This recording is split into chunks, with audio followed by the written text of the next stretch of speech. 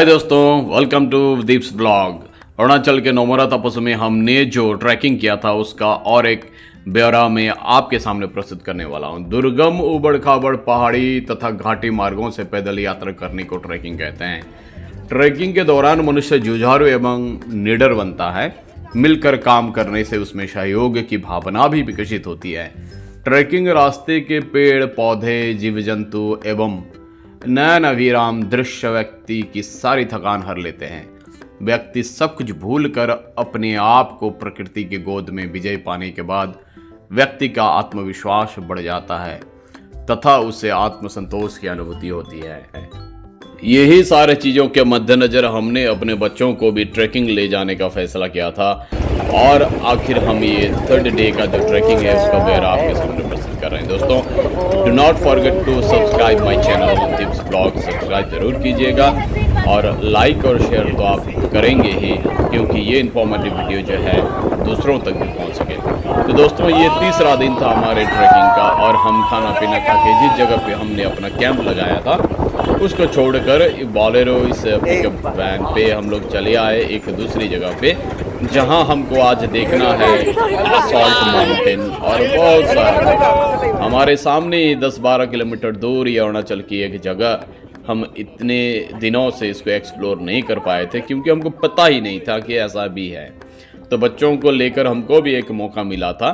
तो हम वहाँ से 2 दिन का जो उधर का प्रोग्राम है क्लिप जंपिंग वगैरह करने के बाद आज हम फिर एक अंतिम चढ़ाई चढ़ेंगे, फिर वहाँ से घूम घाम कर निकलेंगे और हम आज शाम को घर पहुँचेंगे 3 दिन के बाद ये ट्रैकिंग का सफ़र कंप्लीट करने के बाद। दोस्तों, तो अभी ये हमको पहले एक जगह लेके जाएंगे। हमारे जो ट्रेनर्स हैं 2-3 गाड़ी में सारे बच्चों को शिफ्ट कर दिया गया और अभी यहाँ टेम्पोरेरीली हम यहाँ कुछ देर रुकेंगे और शाम को फिर हम यहाँ से निकल चलेंगे घर की ओर।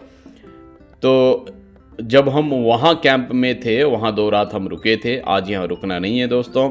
ये उबड़ खाबड़ रास्ते को चीरता हुआ हम आगे निकल रहे हैं। कुछ देर जाने के बाद एक हमको गांव मिलेगा, ऐसा हमारे ट्रेनर्स ने हमको कहा। उसके बाद वहाँ से फिर पैदल यात्रा हमको शुरू करनी होगी। तो दोस्तों, ये कुछ क्लिप्स थे जो हमारे बच्चों ने, टीचर्स ने, सारे ने, हमने भी लिए थे। उबड़ खाबड़ रास्ते होते हुए थोड़ा डर का महसूस भी है और सुकून भी है, अच्छा भी लग रहा है। ये सारे फीलिंग्स के साथ दोस्तों हम आगे बढ़ते जा रहे हैं। कुछ देर बाद ही हमको एक पड़ाव पे रुकना होगा। उसके बाद सारे लाइनअप करके फिर हमारे ट्रेनर्स हमको लेके जाएंगे। जो लोग प्रकृति के करीब रहना पसंद करते हैं और एडवेंचर का शौक रखते हैं, उन लोगों के लिए ट्रैकिंग एक बेहतर विकल्प है। भारत में ट्रैकिंग के दीवानों की कमी नहीं है दोस्तों। ट्रैकिंग करने के पीछे हर व्यक्ति का अपना अपना एक उद्देश्य होता है।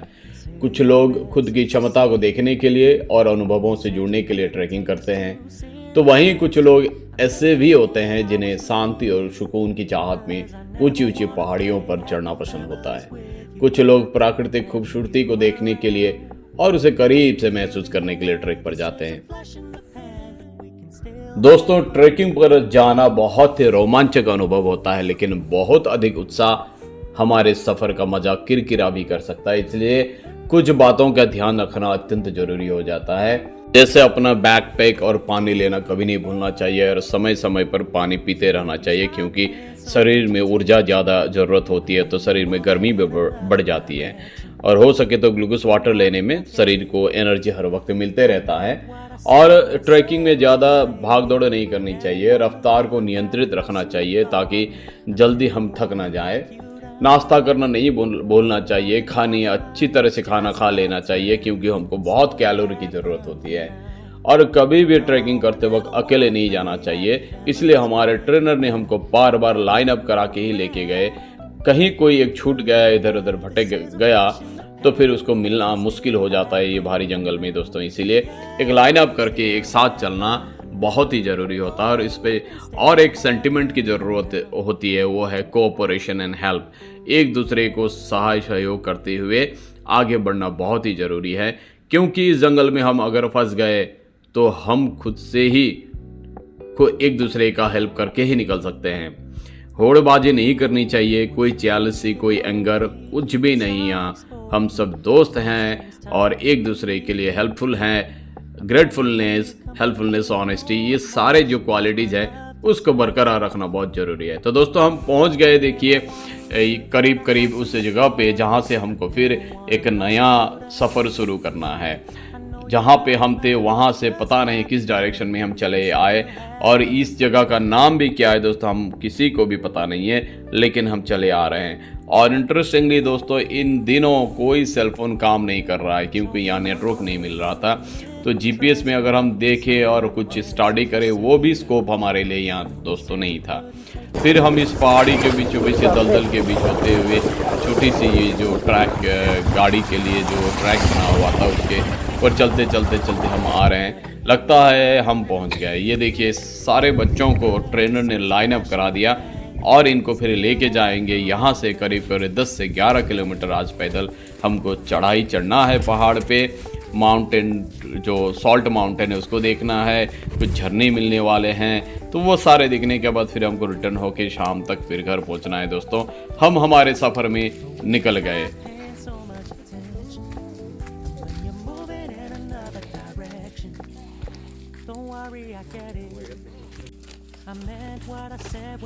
हरी हरी प्रकृति कितनी सुंदर लग रही है, हरी भरी प्रकृति कितनी सुंदर लग रही है, बहती हुई नदियाँ कुछ कहानी सुना रही है, हरे हरे पेड़ कैसे लहरा रहे हैं, मानो झूम झूम कर खुशियाँ मना रहे हैं, हरी हरी घास कितनी सुंदर लग रही है, मानो पलके बिछाए किसी का इंतजार कर रही है, मानो पलके बिछाए किसी का इंतजार कर रही है।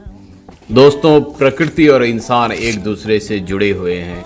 वास्तव में मनुष्य भी बाकी प्राणियों की तरह ही प्रकृति का एक हिस्सा है। आज भले ही मनुष्य ने अपने चारों तरफ विकास और तकनीक की एक नए नए दीवार बना ली हो, मगर कहीं न कहीं प्रकृति की खोज में रहता ही है। तभी तो वह फुर्सत के क्षण मिलते ही पहाड़ों पर घूमने निकल पड़ता है। पहाड़ मनुष्य को ये एहसास दिलाते हैं कि प्रकृति के करीब और प्रकृति का एक हिस्सा है इंसान। भले ही इंसान अपने चारों ओर कंक्रीट और ऊंचे ऊंचे इमारतों की दीवार बना ले, फिर भी उसका मन प्राकृतिक वातावरण में घूमने को तो करता ही है। इन जंगलों के बीच, इस पहाड़ी के बीच, यहाँ छोटे छोटे झरने नदियों के बीच आके बहुत सारा अनुभव खिल उठाए। दोस्तों प्रकृति हमारी वास्तविक माँ की तरह की होती है जो हमें कभी नुकसान नहीं पहुँचाती बल्कि हमारा पालन पोषण करती है। प्रकृति हमारे जीवन का मूल है। प्रकृति के बिना हम जीवन की कल्पना नहीं कर सकते। हमारी आधारभूत ज़रूरतें हवा, पानी, भोजन आदि सभी प्रकृति से ही प्राप्त होते हैं। प्रकृति हमारी जननी है जो हमें जीवन देती है। प्रकृति ही हमें पालती है।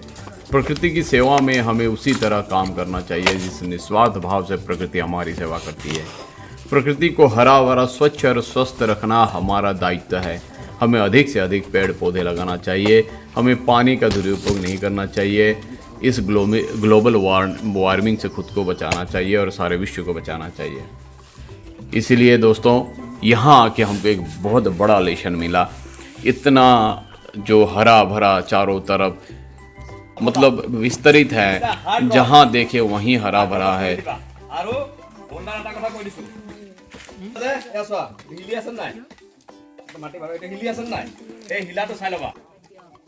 कंक्रीट के बिल्डिंग में रहने वाले, शहरों में रहने वालों को ये शायद अनुभव नहीं होगा कि प्रकृति को इस अवस्था में आने के लिए कितने हजारों साल लगता है, लेकिन हम मनुष्य उसको चुटकियों में ध्वंस कर देते हैं। तो दोस्तों इसी तरह हम पहुँचते पहुँचते आ गए उस पहाड़ी पर जहाँ हमको ट्रेक करना था। सारे बच्चों में मस्तियाँ हैं, बहुत फुर्ती से बच्चे चल रहे हैं। छोटे छोटे बच्चे हैं लेकिन इनके मन में जो साहस और शरीर में जो ताकत है, सच में दोस्तों मानना पड़ेगा। सैल्यूट है इन सबको। कहीं नहीं थकते हैं। हम थक जाते हैं बड़े, लेकिन ये नहीं थकते।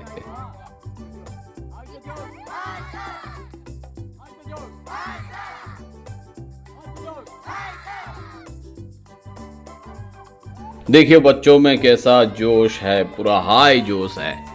सारे मैंने बीच बीच में इनको मैंने पूछता रहता था कि चलो यहाँ से लौट के चलते हैं, इतना कष्ट कौन करेगा। और ये मुझे बोलते हैं नहीं सर, हम जो आए हैं तो हम इसको ख़त्म करके ही जाएंगे, कितनी भी ऊंची पहाड़ियाँ क्यों ना हो हम चढ़ के ही जाएंगे। तो देखिए इतनी ऊंची पहाड़ी, जो इतनी ऊंची ढलान है चट्टानों के बीच, लेकिन ये रुके नहीं, थके नहीं, ऊपर तक चढ़ गए। कुछ बच्चे तो ऊपर तक चढ़ के फिर हमको ललकारने लगे, सर आइए बोल के। इनके साथ चैलेंज में मैं भी बहुत जगह इधर उधर भटका। इसी बीच कुछ फोटोग्राफ्स लेना, छोटी छोटी वीडियो बनाना और ग्रुप में लेना, सिंगल में लेना, ये तो चलता रहा दोस्तों। हमारे जो ट्रेनर थे दोस्तों, बहुत सावधानी से एक एक बच्चे को हाथ पकड़ पकड़ कर चढ़ा रहे थे, कोई फिसल ना जाए, कोई एक्सीडेंट ना हो जाए, इनका इन्होंने भरपूर ख्याल रखा था। बहुत कॉजिली और बहुत कंफर्टेबली इन्होंने साथ देकर हर बच्चे को मतलब हौसला अफजाई करते करते किसी को छोड़ा नहीं, हर किसी को इन्होंने इंस्पिरेशन देकर इनका जो कार्य है, उनको जिस उद्देश्य से बच्चे यहाँ आए थे उनको कंप्लीट करा के ही छोड़े। हमने भी बच्चों को बार बार याद दिलाया कि कैसे सावधानी बरतनी है, क्योंकि कहीं पैर फिसल गया, कुछ एक्सीडेंट हो गया तो इस भरे जंगल के बीच में हम कहाँ जाए, क्या करें, मेडिकल एड कहाँ से मिलेगा, ये भारी परेशानी की बात हो जाएगी दोस्तों। इसलिए हर बच्चे को सावधान मैंने बार बार किया और सहयोगिता भी की, किसी किसी को हाथ पकड़ कर भी चढ़ाया ताकि कहीं कुछ एक्सीडेंट ना हो जाए। जोश तो बच्चों में बहुत ज़्यादा है, लेकिन ज़्यादा जोश कभी कभी अच्छा नहीं होता है। फिसल के गिर गए, कुछ चोट आ गई तो लेने के देने पड़ जाएंगे दोस्तों।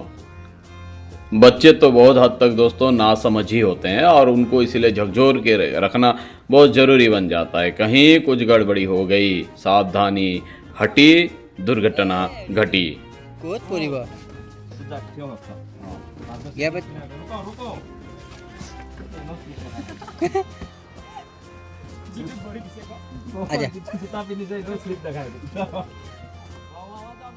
बच्चों के साथ हमारे टीचर्स ने भी खूब मस्तियाँ की। इन्होंने भी हर एक लम्हे का स्वाद चखा। हर जगह ये लोग भी गए जितना सके, ताकि ये एक्सपीरियंस ज़िंदगी भर एक बहुत बड़ा और लॉन्ग टर्म मेमोरी के हिसाब से हमारे जेहन में रह जाए। क्योंकि आमतौर पे ऐसा एक्सपीरियंस करना इजी नहीं है, ऐसा मौका मिलता भी नहीं है। ऐसे पहाड़ी पर जाना, अंदर घुसना, ये चढ़ाई चढ़ना, ये जंगल से निकले हुए जो नदी उसको क्रॉस करना, ये आमतौर पे आम जिंदगी में हम इसको एक्सपीरियंस नहीं कर सकते हैं दोस्तों। इसलिए ये अलग सा एक एक्सपीरियंस था जो लाइफ टाइम अचीवमेंट हो रहा है। क्योंकि फिर कहाँ कब कैसे हमको मौका मिले। आम जो ज़िंदगी होती है वही सुबह उठना, खाना खाना, ड्यूटी पर जाना, प्रेशर झेलना, फिर रात को थके हार कर आकर फिर सो जाना, फिर वही रूटीन।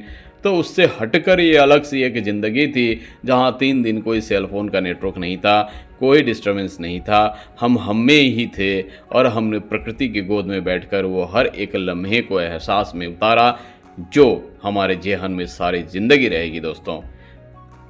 धीरे धीरे दोस्तों समय गुजर रहा है। अब हमको यहाँ से बैक टू पेवेलियन होना है, क्योंकि थोड़ी देर बाद ही जंगल में शाम ढल जाएगी और इतना घना अंधेरा हो जाएगा कि हम यहाँ से निकल भी नहीं सकेंगे। और जंगल में वैसे भी अंधकार बहुत घनघोर होता है। इसलिए अब हमारा ये रिटर्न जर्नी है। कुछ देर बाद हम जहाँ से पहले हमने अपना सफ़र शुरू किया था वहाँ जाके कुछ देर रुकेंगे और हमारी जो गाड़ी है वहीं पे आएगी और हमको वहाँ से पिकअप करेगी। तो सारे बच्चों को हमने समेट लिया और फिर उनको नीचे उतार के लेके आए। करीब करीब 15 से 16 किलोमीटर बच्चों ने पैदल पूरा किया। फिर हम यहाँ नीचे उतर आए जहाँ से हम चढ़े थे। यहाँ कुछ देर हमको रुकना है, गड्डी यहीं आएगी। बहुत देर रुकने के बाद ही लेकिन गाड़ी जब यहाँ नहीं आई तो दोस्तों हमारे ट्रेनर्स ने कहा कि यहाँ रुकना खतरे से खाली नहीं है, ये ठीक जगह नहीं है। इसलिए आप लोग 3-4 किलोमीटर दूर एक जो गांव है, छोटा सा सेंटर है, कुछ आबादी है, वहाँ एक स्कूल भी है, तो आप जाके वहाँ रेस्ट करो क्योंकि वो सेफ और सिक्योर है। और बाहर से जो ट्रेनर आए थे उनको भी बैक टू द पेवेलियन घर जाने को जल्दी हो रही थी, क्योंकि 3 दिन वो हमारे साथ रहे। इसीलिए सारे बच्चों को लेकर दोस्तों हम आगे बढ़ते गए। वहाँ हमारा एक डेस्टिनेशन रहेगा, उसके बाद वहाँ हमारी गाड़ी आएगी और वहाँ से हम चढ़कर फिर दूसरी जगह जाएंगे। अगर समय पर गाड़ी नहीं आती है तो भारी परेशानी हो जाएगी, क्योंकि फिर शाम को स्कूल आने के बाद हर एक बच्चे को घर तक छोड़ना है। इसलिए दोस्तों हम जल्दी जल्दी यहाँ से निकले। ये सफ़र एक यादगार सफ़र रहा दोस्तों, ज़िंदगी भर ये हम कभी नहीं भूलेंगे। ये अलग तरह का एक्सपीरियंस था दोस्तों। सब्सक्राइब जरूर कीजिएगा चैनल को, लाइक शेयर जरूर कीजिएगा, और आपको अगर ये वीडियो अच्छा लगा तो कमेंट बिल्कुल ही कीजिएगा। ये इन्फॉर्मेटिव जो वीडियो है दूसरों तक भी पहुँचे और हमारा सफ़र का लुत्फ मज़ा वो भी ले सके, तो शेयर बिल्कुल ही करिएगा। Thank you very much for watching this video.